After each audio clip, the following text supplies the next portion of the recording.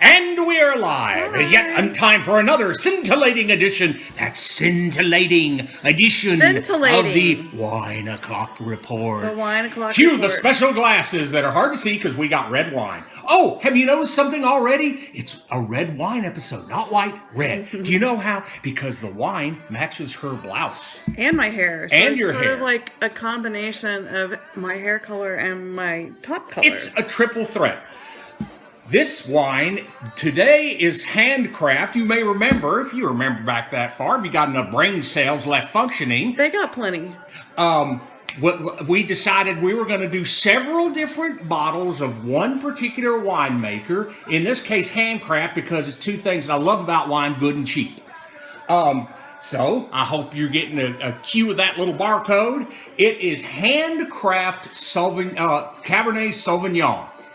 He secretly likes Sauvignon Blanc, so he's... Oh, I openly like Sauvignon Blanc. I just like red wine better. And with that, cheers! Cheers. Mm-hmm. Now, on reading one of the primary sources of... Uh-oh, she's got a favorite song. Nothing, not even a Wine O'Clock Report gets in the way of a favorite song. In this case, all the way from Memphis by Mott the Hoople. That's one of his favorite songs, too. Definitely by Mott the Hoople it is. Don't you love Mott the Hoople? And if you don't know who Mott the Hoople, go on ahead and Google them. Look up their videos. The Hoople. Mm-hmm. One of Def Leppard's major influences. And of course, that is her favorite band. So any band that was a major influence on them.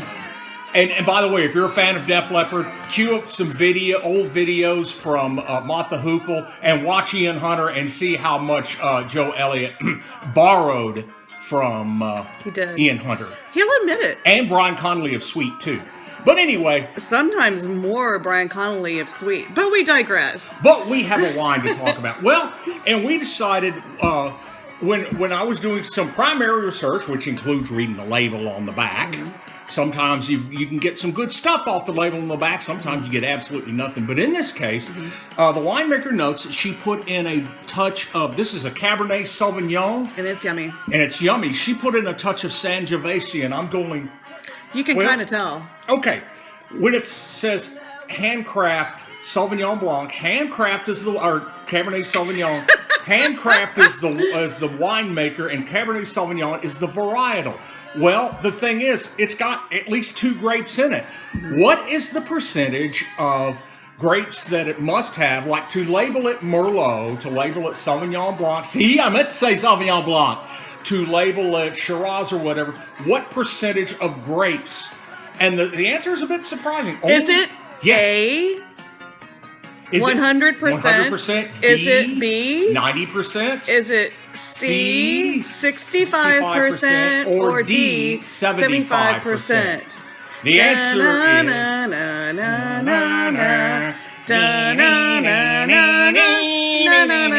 Anyway, enough of that. The answer is... D, 75%. So if you got D, you got it right! Yay! So you can have 25% of grapes of another type of grape in a varietal, and they can still call it Sauvignon. Still call it Cabernet Sauvignon. She loves it. I've got Sauvignon Blanc on the brain. That's because we have it here about every other episode. Well, it's my favorite. But anyway, if you have less than 75%, say if you have 65% Grenache and 35% Syrah, it then becomes a Grenache Syrah blend. Yay. So that explains. And what are you getting on this wine when you taste it?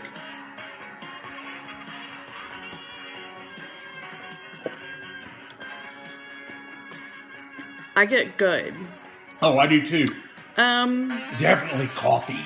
Coffee. It's definitely coffee. Coffee and plums. By the way, some people get confused. You're really digressing a lot tonight. Go ahead. I wasn't digressing. If Okay. you would have given me a chance to finish what I was going to say, you would have seen. Heard from Steve Conti. Okay, so some people get confused when we talk about the aromas and the flavors in a wine, and They don't actually, like, when I was young and didn't know anything, and I don't know that much more now, but when I was young and didn't know anything, I thought, oh, okay, they say it's blueberries, so they must have put blueberries in the wine, and that's not true. No. It's just the way the wine turns out. So on our Pinterest board, which you can access if you go to our blog, which is... Now I have a Pinterest. So we got wineoclockreport.blogspot.com. You can click on over to our Pinterest board, and I've put in our folder Wine Ed all kinds of infographics on flavors and aromas of wine that you can go check out. And then you can amaze your friends with your ability to discuss wines. Right. And the thing is these are all suggestions, directions of things that there's a good chance you'll get. There's a chance that this could taste plummy to you. There's a chance that this could taste like a bit like blackberry jam. You could get blueberries in it. If you've just had something to eat, you could get a completely different flavor profile, or a more likely not completely different, more likely a sort of different flavor profile. So our Pinterest board will help you with the pairings as well. Now, they're just suggestions, they're guidelines, they are not rules, and let's make that very clear. We're not into wine with rules. No, wine does not rule us. We rule the wine. We are wine rebels, if you will. Dionysian, Bacchanalian, other classical mythology. Yeah, sure, whatever he's talking about. Yeah, but the fact of the matter is, you should drink what you like, and you don't even have to know why you like it. It's just that you like it. Yeah, and after a while, the thing is, what we found out after weeks turned into months and months turned into years, we actually began to pick up on different things, and some people's palates never change. One of the biggest reasons is they that don't drink enough. Basically, they don't especially don't drink enough wine. You have to drink a fair amount of wine in order to pick up on these things. I hardly ever drink. If I'm drinking an alcoholic beverage, it's 99.9% wine. Me too. We had some beer for the Super Bowl, and that was about it. We had some wine too, but we also had beer. Don't really drink liquor anymore. It's too sweet. Yeah, and too potent. And there's a brother I have, a wonderful brother, that if he comes over, or if I hear he's in town, there'll be a 6-pack of beer waiting for him. Because that's Some what he people likes. just like beer He's a better. good brother. There's nothing wrong with that. As a matter of fact, we might do a craft beer in there once in a while as a special. Maybe, but right now we have Handcraft, and I want you to go to handcraft.com. I don't know, but definitely, scan the label, look up Handcraft, and go, because Cheryl Indelicato, which is what is that? the winemaker. What is that? Would that be a female winemaker? As a matter of fact, yes. Yes. But you should go and look at the website, because there's stories about her, and she really pays attention to it. When she says handcraft, that's what she means. But what's really cool about it is, normally when you think about handcrafted things like quilts, handmade artisan things, you think of expense, and you think of things that are really, really hard to come by, one-of-a-kind type things. This is a very inexpensive wine, and it's very easy, very high quality. Oh, I had the best $50 bottle of wine. Well, that's if you have a $50 bottle of wine, you're a sucker. It's not, it's never easy to make a good bottle of wine. But it's harder to make a good $10 or thereabouts bottle of wine than it is a $50. It's true. But she manages to do it, and so to Cheryl, the winemaker. Cheers, winemaker Cheryl. We love you. Give us a call. Yeah, send us some wine. This might be a good choice with Cabernet. Of course, is classic for me. Steak. Steaks. It's gonna be a.